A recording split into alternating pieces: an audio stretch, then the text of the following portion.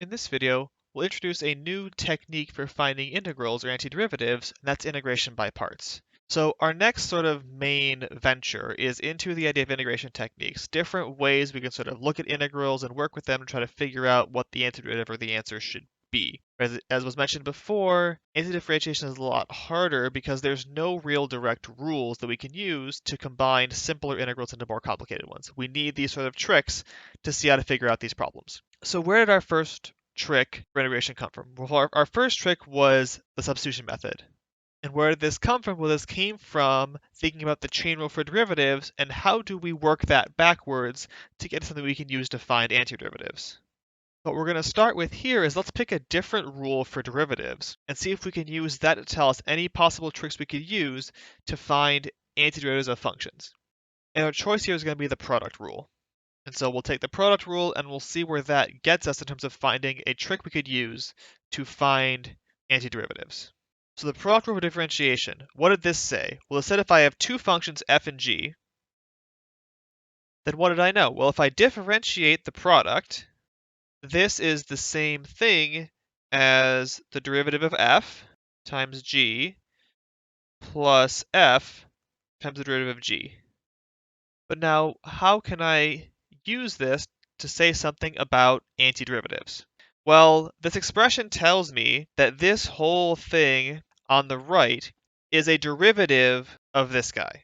So then what that means is if I integrate the part on the right, I should get f of x times g of x. So based on the fact that derivatives and integrals are inverses of each other, we know that integrating the right-hand side here should give me f of x times g of x. So integrating the derivative of f times g plus f times the derivative of g should give me f of x times g of x. And I guess plus c because of indefinite integrals. Now the way I want to actually write this expression is I want to move this piece here to the other side, which can also then absorb the plus c term.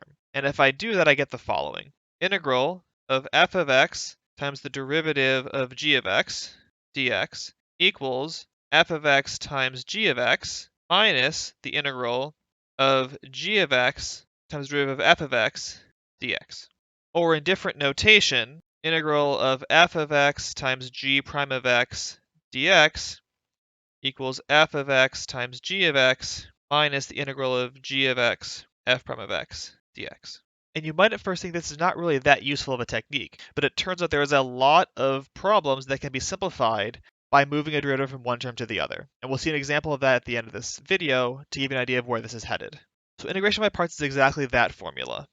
Another way you'll see this written is with the sort of U substitution type notation we used in that section to replace this f and then this g prime dx by sort of differential type lettering. So you'll see this written as something like this. The integral of u times dv equals uv minus the integral of v times du, right? Where sort of this is a du and this is u and this is a dv and these are v terms. I will probably use the second one a lot more just because that's what I'm used to, but both are valid notations for doing integration by parts. So let's see one example of how this works, and then the rest of the videos here will go through different ways you can apply this formula.